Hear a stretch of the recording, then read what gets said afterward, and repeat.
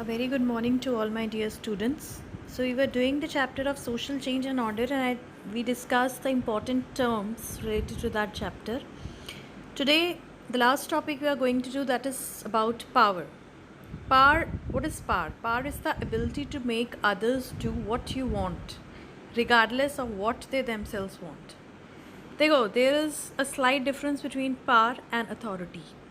Authority का मतलब है कि आपके पास वो पावर है, आपके पास वो चीज़ है कि आप दूसरे से ये काम करवा सकते हो, ठीक है. और अगर आपकी, मैंने आपको बताया था कि टाइप्स ऑफ अथॉरिटी में करिज्मेटिक अथॉरिटी भी आती है. And if your charisma is such that person is wanted to do your work, wanted to do the duty voluntarily, then in that case there is, you can say, हमें उसको force नहीं करना पड़ेगा. लेकिन power ऐसी चीज़ है कि आप अदर्स, दूसरों से काम करवाना चाहते हो, करवाते हो, चाहे वो करना चाहें चाहे ना करना चाहें, लेकिन वो काम उनको करना पड़ेगा.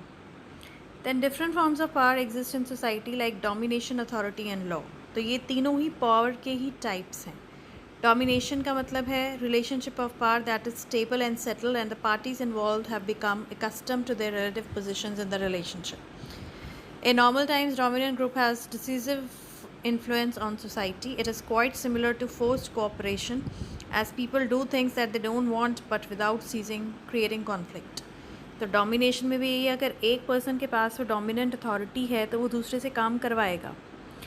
अब डोमिनेशन अल्टीमेटली सबसे बड़ी चीज़ नहीं है, डोमिनेशन से ऊपर पावर है, और ये डोमिनेशन जो है वो पावर का ही एक पार्ट है. तो अब विलिंगली करो चाहे अनविलिंगली करो, if a person is dominating you have to follow that.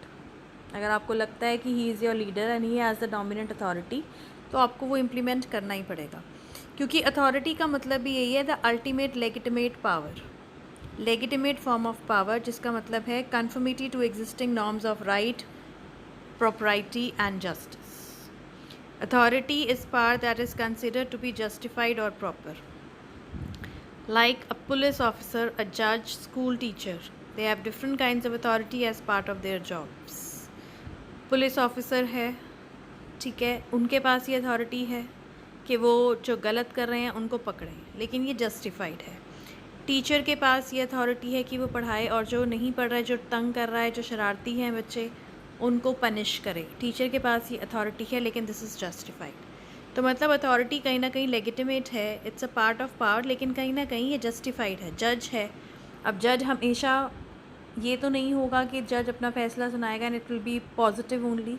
कई बार ये भी हो सकता है कि that particular person has to go to prison, has to spend years prison, लेकिन उसने कुछ गलती करी है तभी वो ऐसा होगा. So it is again justified.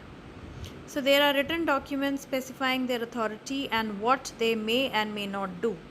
तो कुछ डॉक्यूमेंट्स होते हैं लॉ के अकॉर्डिंग जो जस्टिफाई करते हैं कि किस हद तक आप अपनी अथॉरिटी को इम्प्लीमेंट कर सकते हो, क्या चीज़ें आपको करनी है और क्या चीज़ें आपको नहीं करनी है. एज़ पर लॉ आप उस चीज़ से ज़्यादा नहीं कर सकते हो. Then is the fact that they have authority automatically implies that other members of society have agreed to abide by its rules and regulations. Authority का मतलब बाकी लोग तैयार हैं वो रूल्स और रेगुलेशंस फॉलो करने के लिए, और एक लॉ जो है that is a norm, that is a rule, ठीक है, जो कि एक रिटन फॉर्म में होता है, जिसमें सारे फॉर्मल रूल्स होते हैं जो एक सोसाइटी को फॉलो करने होते हैं as citizen of this country. ठीक है, लॉज कैसे बनाने हैं, कैसे चेंज करने हैं, what is to be done, what not, if someone violates them, so everything is in written prescribed form. Section इसके अकॉर्डिंग ये होगा, पढ़ा है ना लॉ में, तो वही सब चीज़ें हैं इसमें. Then non conformity to social order. हम सोशल ऑर्डर की अगर आप बात करें कि जो लोग उससे कंप्लाई नहीं करते हैं, then there are chances of conflict. Due to the presence of conflict and competition in society, non conformity of social order can take place. या तो कॉन्फ्लिक्ट है या कॉम्पिटिशन है, इन दोनों केसेस में पीस मेंटेन नहीं होता है, एंड इस केस में फिर सोशल ऑर्डर को होना बहुत ज़रूरी होता है. देन ये जो है मतलब सीरियसली इम्प्लाई होना चाहिए if we have to maintain peace in the society. जैसे हमने कंटेस्टेशन के बारे में करा था, broad term of inconsistent disagreement. So competition और conflict that is more specific than this. Counter cultures among faith is example of this. These are refusal to conform to prevalent social norms. Contestations are manifestations of protest against laws or lawful authorities. Contestation का मतलब साफ है, जब आप laws जो बनाए गए हैं या जो अथॉरिटीज़ हैं, लीगल अथॉरिटीज़ हैं, आप उसके अगेंस्ट जाते हो, उनको प्रोटेस्ट करते हो, उनकी बात नहीं मानते हो, दैट इज़ कंपनसेशन।